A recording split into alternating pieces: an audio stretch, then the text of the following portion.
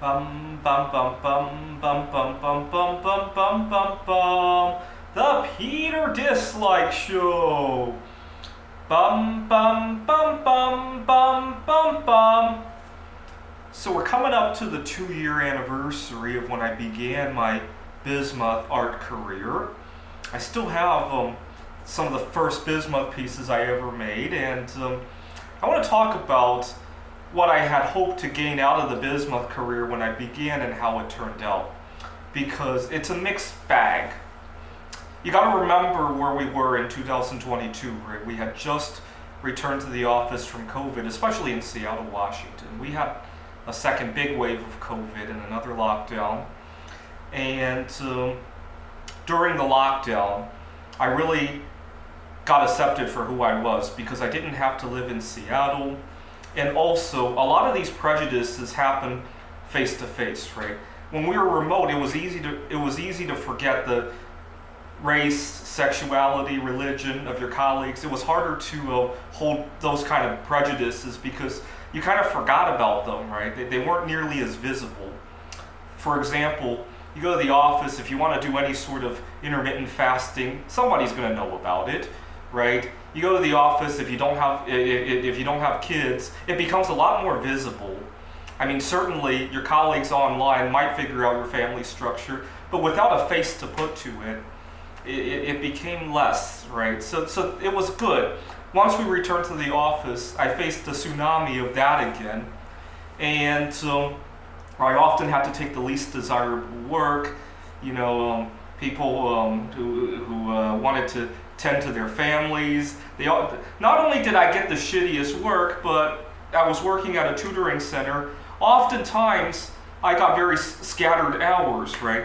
We were just returning. I was teaching at Washington Technology University and also a tutoring center. Now, sometimes the university would let out for spring break or for whatever break, and then the tutoring center conveniently wants me to come in 2 hours on a Tuesday and 3 hours on a Friday, which kind of ruins the entire flow of the week, right? I could have what could have been a week in Wallace, Idaho. Now I only make 5 hours of work, right? It just that's the kind of situation I often ran into, right?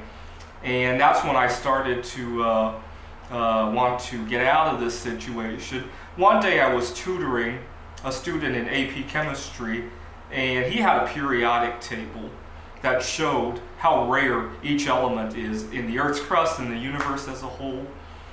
And I was looking at it. I actually wanted to show the kid, look at how undervalued platinum is right now. It's half or a third of what gold is at the time. I can't remember how much it was, but a fraction of gold. And it's about as rare. I was about to show the student that, and I couldn't believe my eyes. I saw that bismuth I knew bismuth was not anywhere near gold prices because I knew people made crystals out of them, right? I didn't know how cheap it was to buy it in bulk, but I knew it was on the low side of things. And I went home to read more about that, and I told the student, look at that, bismuth is like only twice as more common as gold, and $7 a pound. And then a couple days later, I ordered some. A couple days later, it came, and I took it to the tutoring center. Because at the tutoring center, we often sat at our desk for hours on end. It wasn't a very healthy environment. And so I took the bismuth to the office to use for lifting weights. And I showed my student, remember that element that was only a little bit more common than gold and like a few thousand times cheaper? Look what I bought, and I'm using it to lift weights.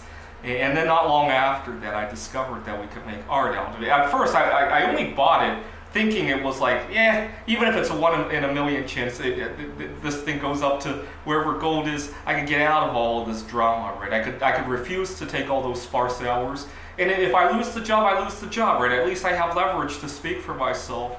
That was what I was hoping at the beginning, and then I realized I could make art, and then I started to actually make some money off of it. And now I really got to speak up for myself because I wasn't so afraid. Once I started to make some money off of it, I wasn't so afraid of temporarily losing my job. I mean, I probably can't retire from that kind of work, but at least I'm not walking around afraid, right? That's the worst thing that could happen to somebody, right?